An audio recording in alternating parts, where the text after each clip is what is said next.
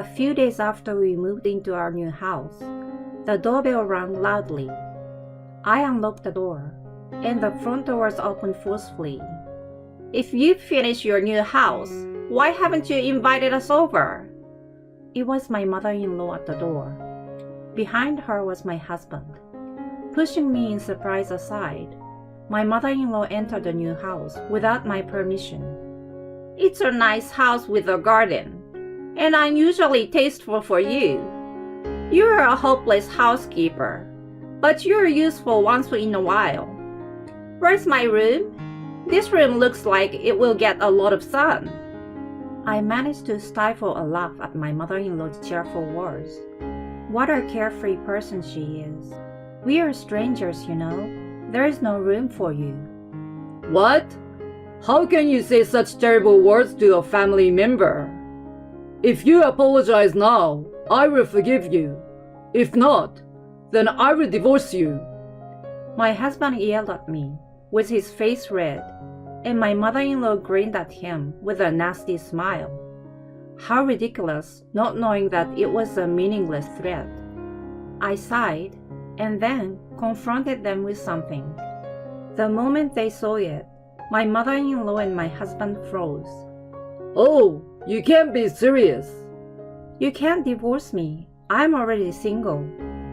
My name is Avery.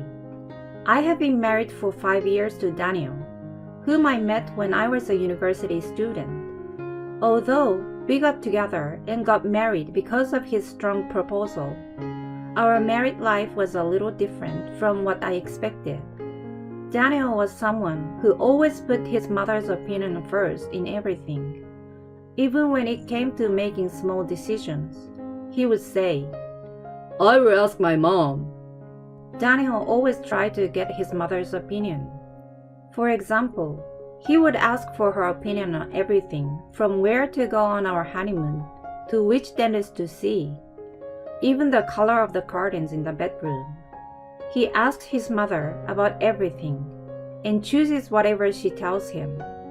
I was concerned about this attitude, but I pretended not to notice it. Because although my marriage with Daniel was not a very satisfying one, it wasn't bad either. He did help me with simple household chores, such as taking out the trash, even though he complained about it. On weekends, we would go out to eat together or go on trips. And on anniversaries and birthdays, we always celebrated and he gave me presents. I think Daniel was a rather good husband as long as I kept my eyes on my mother-in-law. So I didn't point out anything in particular to him, and we stayed married. However, something happened after my father-in-law passed away. Our marriage, which had been going well for some reason, began to go a little awry. Hey Avery, do you have a minute? What's wrong? Daniel came home from work and asked me in the middle of his meal. Can we live with my mother? What? I couldn't believe my ears. What's wrong with you all of a sudden? I don't mean all of a sudden. I have been thinking about it ever since my dad passed away. Mom is alone now, right? I know it's inconvenient for her to be alone, and I'm worried about her. I don't want to live with her. Bella is still well, you know. She can live on her own. And the house is less than a 20 minutes drive from ours. If that's what you're worried about, can I just continue to visit her from time to time? No, you don't know when she is fine. Even if she is fine, you never know what might happen. If Mom suddenly collapses, no one will know, and it could be too late. If that happens, will Avery be able to take responsibility? You see, I don't want that to happen to my mother. If you don't want to live with her, I will divorce you. You're going to do that? I'm serious. Okay, let me think about it. After several discussions, we decided to move in with my mother-in-law. Daniel's mother nags about anything and everything, and Daniel always does what she says. Living with her was not going to be good for me, but I was pregnant at the time. I thought it would be better for the baby to have a father, so I reluctantly agreed to move in with her. I also thought that moving in with my mother-in-law would not change my relationship with Daniel. I had faith in the time I had spent with Daniel. However, reality was not so sweet. As soon as we moved in together, Belle, my mother-in-law, immediately began to tease me. Instead of taking care of me when I was pregnant, she threw all the housework away and spent every day from morning to evening playing with her friends in the neighborhood. When she came back home, she would look for something wrong with my housework. When I'm not in good health, cleaning and cooking become simple things. I tried my best to explain that my mother-in-law must have experienced this before and would understand. This is why young people are no good these days. When I was young, I did my best even when I was sick. What's with all the cleaning? You are leaving water stains all over the place. Even the laundry is not well ironed. You also need to make at least 3 side dishes for meals. Are you going to starve me and my sweet boy? She would rattle on about these things and would not listen to me. Often there were days when I had to redo household chores even when I was feeling sick. I could not stand it any longer and complained to Daniel, but he always took my mother-in-law's side. Sure, there are some things Mom says that are mean, but it's your fault for not doing your chores properly, isn't it? Don't blame my mom. But there are days when it's really hard to even stand up. It's tough being expected to do everything perfectly on a day like that. But my mom did it when she was younger, when she was pregnant with me. So there's no reason why you can't do it. It's your own fault if you can't. Health varies from person to person, and your mother is out of the house all day and night playing around. This apartment was ours to begin with, and she doesn't even pay any of the bills here. I need you to ask her to help me out with the housework until I feel a little better. You know, you're the one who agreed to move in with my mother. If you have a problem with her, then we can get a divorce. I think he's feeling very secure that I will never divorce him. I also sigh at Daniel's smirk and disgusted smile.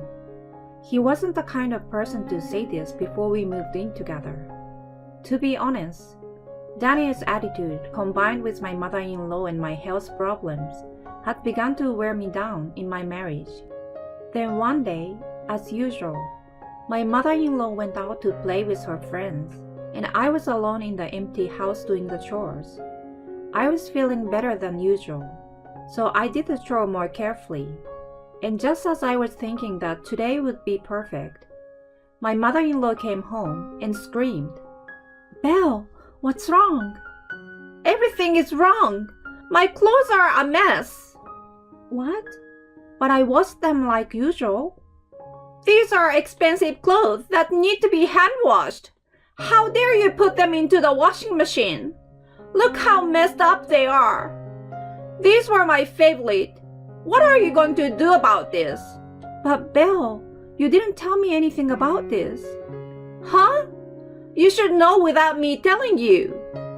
My mother-in-law was in an unmanageable state, and at this moment, Daniel came home from work. I'm home. What's wrong? "Welcome."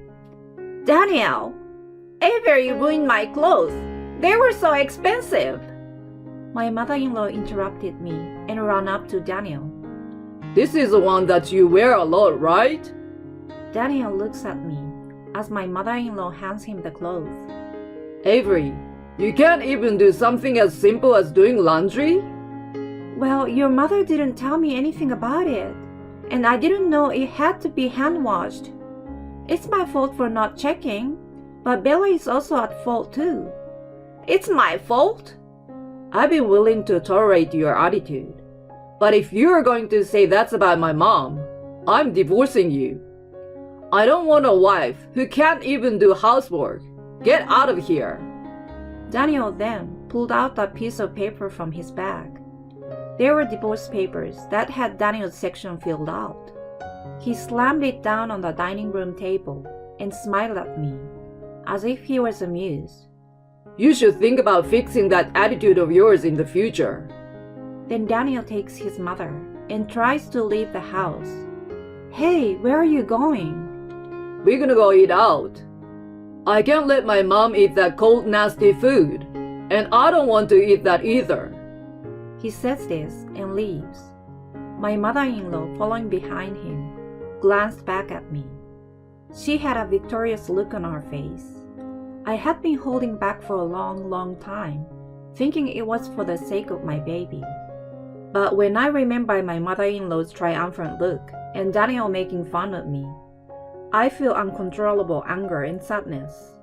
Although Daniel was a person who always put his mother first, he was never a person who would make fun of me. How could this have happened? I just stared at the divorce papers that were left behind, helpless to do anything about it. At that moment, my smartphone, which I had left in my pocket, vibrated. I checked it and saw that it was my mother calling me. Hi, Evelyn. How are you doing? Hi, Mom. It's been a while. You haven't been in touch with me lately, and your father and I are worried about you. I'm sorry I've been busy, but I'm well. If that's the case, then all right. I felt a pain in my chest when I heard my mother's cheerful voice, which I hadn't heard in a long time. I found myself with tears spilling from my eyes. Mom. Avery, what's wrong? What happened? I heard my mother's confused voice as the tears I couldn't hold back anymore began to flow. I was at my limit. The emotions I had managed to suppress were finally getting unleashed. I told my mother everything that had happened. Once I told her, she got even more upset than me. It's okay if you get a divorce. If you're worried about raising kids, don't worry. Your father and I will support you. We've already raised a child once. And look how well we raised you. Leave it to us. My mother said in a playful manner. I guess she was trying not to make me feel guilty about relying on them. And also, this is very good timing. What? Your father and I are thinking of building a new house. I called today to tell you about it. The unexpected words made it difficult for me to understand what she just said. My mother happily told me the details of the house she was planning to build. They are going to build a 2-story property with a garden. Contrary to the bubbly tone of her voice, which sounded like a child talking about dreams for the future, it seems that they were already talking realistically about the land, floor plan, and cost, and all that was left was to sign the contract and start construction. Do you want to live with us, Avery? Because if you're getting a divorce, you will need the next house to live in, and there is a lot to worry about before and after the baby is born. It will be easier for us to support you here after the baby is born. My mother's offer felt like it was out of pity, and I felt ashamed to be dependent on my parents at my age, but I was grateful. I was unemployed after resigning from my job when I became pregnant, and I was not confident that I would be able to find a new place to live right away. Besides, I now have a child in my belly. Living alone, I didn't think I would be able to handle the birth of my baby. I gratefully accepted my mother's proposal and decided to move in with her in her new house. However, I couldn't shake the feeling of being sorry, so I decided to put a down payment on the house from the money I had worked and saved before I got pregnant, so that we could buy it together. Then, for the next few months, I proceeded with the divorce proceedings without Daniel and my mother-in-law finding out. Once I decided to get a divorce, I felt so much relief. I don't care what anyone says. My mother-in-law began to speak to me more harshly and selfishly than ever before. Instead of stopping her, Daniel still took advantage of me and looked down on me. He treats me like a servant. The little bit of unresolved feelings and affection I had for Daniel disappeared completely in the past few months. While Daniel and my mother-in-law were living together, I stayed at my parents' house, and I prepared to move out of the house. I enjoyed discussing with my parents the new furniture for the new house and baby items for my newborn child. My mother-in-law wasn't there to laugh at me for having no taste in furniture or put expensive things in my shopping cart that I didn't need without my permission. I had forgotten for a while how much fun stress-free shopping could be. I was so excited about my new life. When the construction of our new house was finished and we were finally ready to move in, I filed for divorce at the city office. Daniel had left the divorce papers on the table the day we had the dispute over my mother-in-law's clothes. I retrieved it after they left and kept it in a safe place. I thought I might be able to use it for something. At first, I thought we would divorce after a proper discussion, since we used to be a reasonably successful couple, even though we are in this situation now.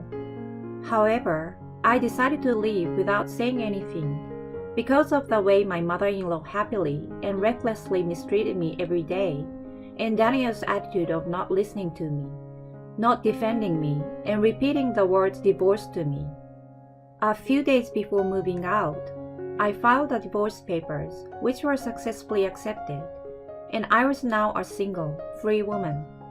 With the weight off my shoulders, I moved into the new house with my parents, and was enjoying my new life to the fullest. Then, an unexpected visitor came to our doorstep. "Hey, Avery! You should have called us over as soon as this was finished." That's right. We're a family after all. You are treating us terribly. I don't know where they got the information, but my mother-in-law and Daniel showed up at the new house. I was too surprised to say anything, and they entered the new house without permission. "It's a pretty nice house with a garden, which is rare for you. I wonder where my room is." They seemed to be enjoying themselves. "I know you're a useless wife who can't even do her own housework, but I guess you can be useful once in a while." I managed to stifle a giggle at my mother-in-law's cheerful words. Neither Daniel nor my mother-in-law had any idea that we were already divorced. "I'm not your wife anymore." "Avery, are you crazy?" We're married, so you are my wife, right? "I'm single, so I'm a stranger to you. Please leave right now." What are you talking about? I filed for divorce the other day, and it was accepted. So you and I are no longer husband and wife. I was going to send you a letter soon to let you know, but I didn't expect you to come to our new house. I had not expected him to visit my new house, and I didn't want him to think we were a couple forever. So I had sent him a dated letter stating that we were divorced the day we moved in. If everything had gone according to plan, the letter would have arrived tomorrow. Daniel, not believing a word I was saying, approached me with a laugh. Avery, I don't know what you're upset about, but I apologize. So let's work this out. I can't believe you would lie about getting a divorce. I don't know why you haven't come home lately, but you're angry about something, right? I will apologize, Avery, and we'll make up. Then my mother will forgive you too. I don't care if she forgives me or not. We are already divorced. I showed him the certificate of divorce that had stored in the cabinet. Daniel looked at the certificate carefully. His face gradually turned pale, and his mouth started to flap like a goldfish. When did this happen? I didn't sign divorce papers in the first place. Yes, you did. The day I washed Belle's clothes by mistake. You left the completed divorce papers on the table, didn't you? Those papers are invalid. Well, it might be invalid if it's that one piece. But didn't you tell me every day that you wanted to divorce me? I recorded you and your mother's words every day, and I kept a diary. They told me that the diary can be used as proof. I played back the appropriate audio from the voice recorder on my smartphone. There was my mother-in-law's voice saying that my meals were bad and the worst in the world. Daniel's voice was recorded. If you serve food like this, I'm divorcing you. Both Daniel and his mother were surprised and remained motionless. Therefore, since you two are strangers, you must leave right now. I never said you could come in. If you don't leave, I will call the police. The two of them became frightened and rushed out. I watched their backs and locked the door tightly to prevent them from coming back in. Apparently, when Daniel and his mother found out that my parents and I had bought a new house, they had moved out of their house and had also ended the lease of their apartment. After that, they had quite a bit of trouble finding a new home. Daniel and his mother's life together for the first time in a long time was not going so well. Daniel's mother, who had been making me do all the housework, still doesn't seem to want to do it, and Daniel, who is not used to doing it, is doing it all. On top of that, she would say to her relatives and friends that she was moving to a new luxury house and they should all come to visit her. But the truth was she moved into a generic apartment that was neither new nor luxurious, which caused rumors to spread about her being a liar. The stress of the situation has caused her to lash out at Daniel more often. With me gone, she has no one else to vent her stress to but Daniel, and they often get into fights where they yell at each other. As for me, I'm living in a new house with my parents and my healthy baby boy, who was born safe and sound. My parents are fully supporting me, and I plan to go to work when my son is older. I want to create a home where my son can grow up healthy and with a smile on his face. With this goal in mind, I'm living a peaceful and happy life while struggling to raise my son day by day.